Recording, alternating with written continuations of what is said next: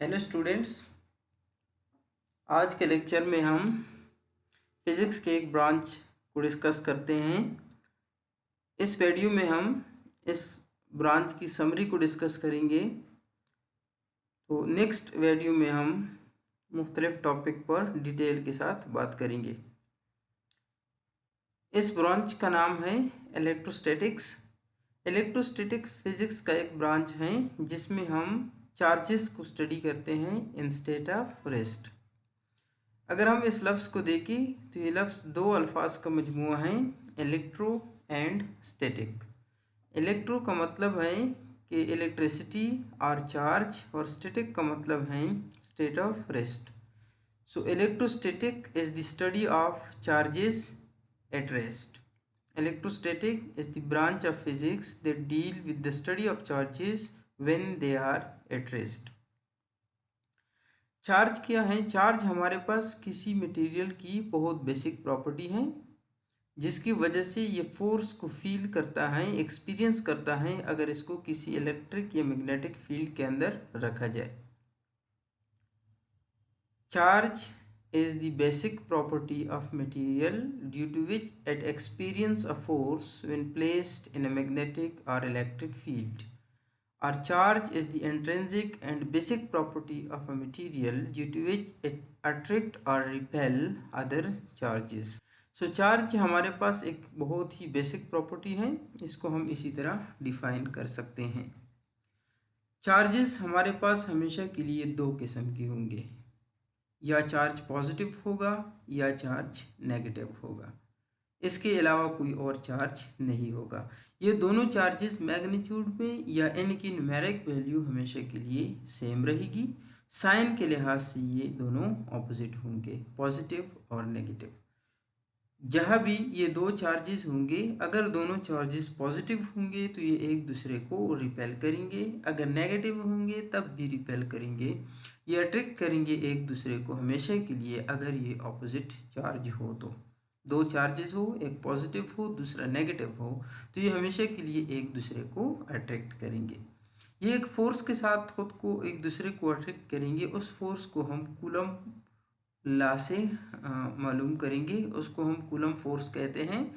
तो इस वजह से पॉजिटिव या नेगेटिव चार्ज जो हैं इनकी मैग्नीट्यूड को हमेशा के लिए जिस यूनिट में नापा जाता है उसको भी कूलम कहा जाता है। तो ऐसा यूनिट ऑफ चार्ज हमेशा के लिए कूलम रहेगा, जो कैपिटल सी से हम डिनोट करेंगे। जहाँ भी एक चार्ज पड़ा रहेगा वो दूसरे चार्ज को अट्रैक्ट या रिपेल एक कुव्वत की वजह से करेगा, वो भी किसी एक स्पेस के अंदर उस स्पेस को जिसके अंदर वो दूसरे चार्ज को अट्रैक्ट या रिपेल कर सकता है, उस स्पेस को हम इलेक्ट्रिक फील्ड के नाम से जानेंगे। A charge set up a field around them.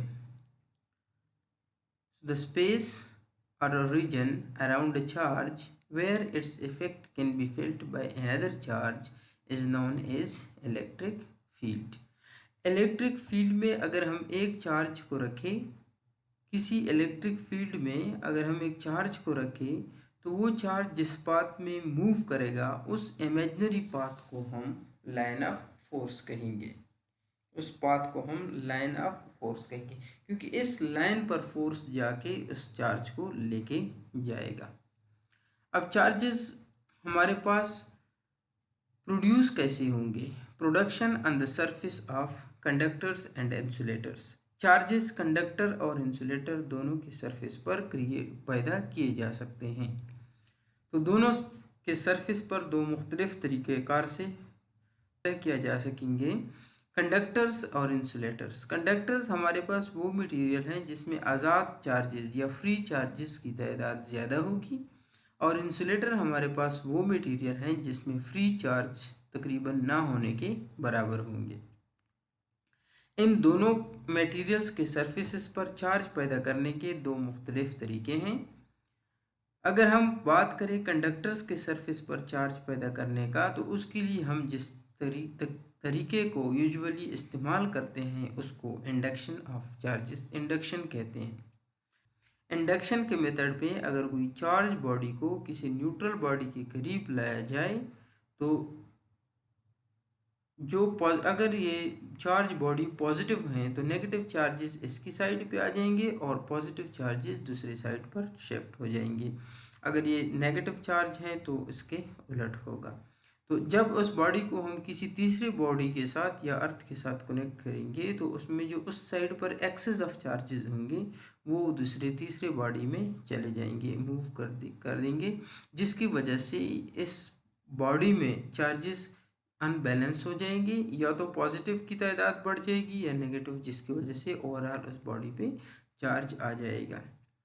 तो इस मेथड को हम इंडक्शन कहते हैं। सेकेंड है इंसुलेटर के सरफेस पर हम चार्ज को प्रोड्यूस करते हैं बाय फ्रिक्शन, बाय रबिंग। दो बॉडीज़ को अगर हम आपस में रब करते हैं तो उन दोनों के सरफेसेस पर चार्ज पैदा हो सकते हैं। ज़रूरी नहीं कि किसी दो बॉडी को अगर आप रब करें तो चार्जेस पैदा होंगे। इसके लिए एक मटेरियल में ये प्रॉपर्टी होनी चाहिए कि वो इलेक्ट्रॉन्स को डोनेट करता हो, दूसरी में ये प्रॉपर्टी होनी चाहिए कि वो एक दूसरे को इलेक्ट्रॉन्स को एक्सेप्ट करता हो। तो तब जाके दो बॉडी के फ्रिक्शन से या दो बॉडी को रब करने से हमेशा के लिए इंसुलेटर्स के सरफेस पर चार्ज पैदा किया जा सकता है। चार्ज को हम डिटेक्ट करते हैं एक डिटेक्टर से, जिसको हम इलेक्ट्रोस्कोप के नाम से जानते हैं।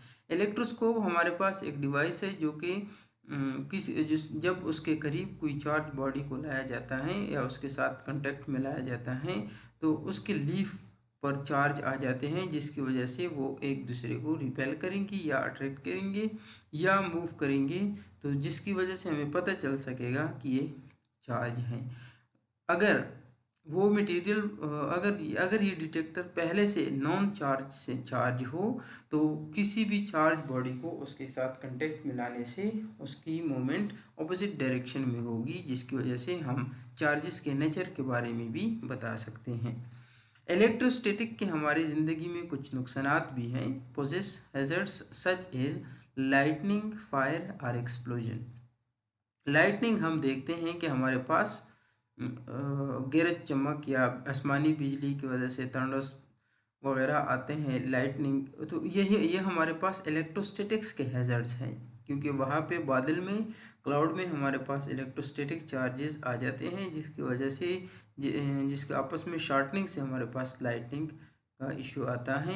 सेकंड है फायर, आग भी लग सकती है इलेक्ट्रोस्टैटिक की वजह से। हम जहाज़ों में देखते हैं जहाज़ के सरफेस पर एयर जब रश करके उसके साथ फ्रिक्शन की वजह से जहाज़ के सरफेस पर अगर बहुत ज़्यादा चार्जेस आ जाए तो वहाँ पे आग लगने का ख़तरा होता है। इसके अलावा दूसरी गाड़ियों में या कहीं और भी फ्रिक्शन की वजह से अगर बहुत ज़्यादा दो सरफेस आपस में फ्रिक्शन हो दोनों के दरमियान तो वहाँ पे स्टैटिक चार्जेस पैदा होने की वजह से आग लग सकती है, और ये इसकी वजह से एक्सप्लोजन भी हो सकते हैं अगर चार्जेस की मिकदार को बहुत ज़्यादा बढ़ा दिया जाए तो।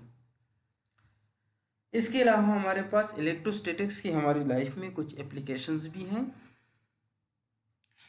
दो तीन एप्लीकेशंस को हम यहाँ पे डिस्कस करते हैं। फ्लू ऐश, ये वो मेथड है फ्लू ऐश रिमूवल। ये इसमें अगर हम देखें, अगर हम किसी पावर स्टेशंस को देखें जहाँ पे आग की वजह से हमारे पास बिजली पैदा की जाती हैं, पावर्स पैदा की जाते हैं, जैसे कोल पावर स्टेशंस, तो उसका जो वेस्ट है, जो धुएं की सूरत में या डस्ट की सूरत में बाहर निकलता है, वो इन्वायरमेंट के लिए बहुत ज़्यादा नुकसानदेह होता है।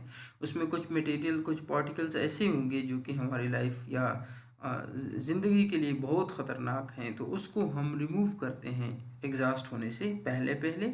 उसके लिए हम एक मेथड इस्तेमाल करते हैं इलेक्ट्रोस्टैटिक का, उस चिमनी को और उसके अंदर एक दो इलेक्ट्रोड्स लगा लेते हैं जो कि ऑपोजिट चार्ज होते हैं, और वो इन डस्ट पार्टिकल या मेटल के पार्टिकल को चार्ज करके अपनी तरफ खींच लेते हैं, जिसकी वजह से एग्जॉस्ट थोड़ा क्लियर हो जाता है, साफ़ हो जाता है। इसके अलावा हाई वोल्टेज जनरेटर्स हैं।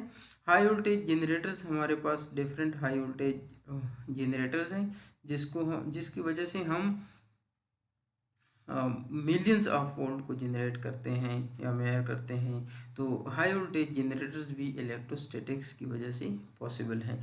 इसके अलावा एक और भी हमारे पास एप्लीकेशन है इलेक्ट्रोस्टैटिक्स का स्प्रे पेंटिंग भी एक हमारे पास एप्लीकेशन है। इसके ज़रिए हम इलेक्ट्रोस्टैटिक के ज़रिए हम स्प्रे पेंटिंग भी करते हैं गाड़ियों के सर्फेसिस पर। जो हम पेंट करते हैं वो इलेक्ट्रोस्टैटिक से पॉसिबल है। गाड़ी की बॉडी को एक टर्मिनल से लगा के और चार्जेस पेंट को दूसरा चार्ज दिला के उन दोनों को आपस में हम इलेक्ट्रोस्टैटिकली बाइंड कर सकते हैं। तो ये हमारे पास एप्लीकेशंस थे इलेक्ट्रोस्टैटिक्स के। हमने हैज़र्ड्स को भी डिस्कस किया, चार्ज को डिटेक्ट कैसे करते हैं, चार्ज के टाइप क्या है, चार्ज के इफेक्ट्स क्या हैं, इलेक्ट्रिक फील्ड है और प्रोड्यूस कैसे किए जा सकते हैं। तो इन सारी चीज़ों में अगर हम देखें एक चीज़ इन्वॉल्व है फोर्स। जहाँ पे दो चार्जेज या कोई चार्ज है तो वहाँ पे एक फोर्स भी एग्जिस्ट करता है जिसको हम कूलम फोर्स कहते हैं या इलेक्ट्रोस्टैटिक फोर्स ऑफ अट्रैक्शन कहते हैं। इसको हम कूलम लॉ में डिटेल के साथ डिस्कस करते हैं। इसलिए अगले वीडियो में इंशाल्लाह हम कूलम लॉ पे डिटेल के साथ बात करेंगे। कूलम लॉ क्या है, कूलम लॉ में मुख्तलिफ टर्म्स क्यों इस्तेमाल हुए हैं और इनका मतलब क्या है और ये कहाँ कहाँ पर एप्लीकेबल हैं, ये सारी बातें हम वहाँ पर डिस्कस करेंगे। तब तक के लिए खुश रहिए, आबाद रहिए। चैनल को सब्सक्राइब करना ना भूलिए और बेल आइकॉन को दबा लीजिए ताकि आपको बर वक्त हमारी नोटिफिकेशन मिलती रहे।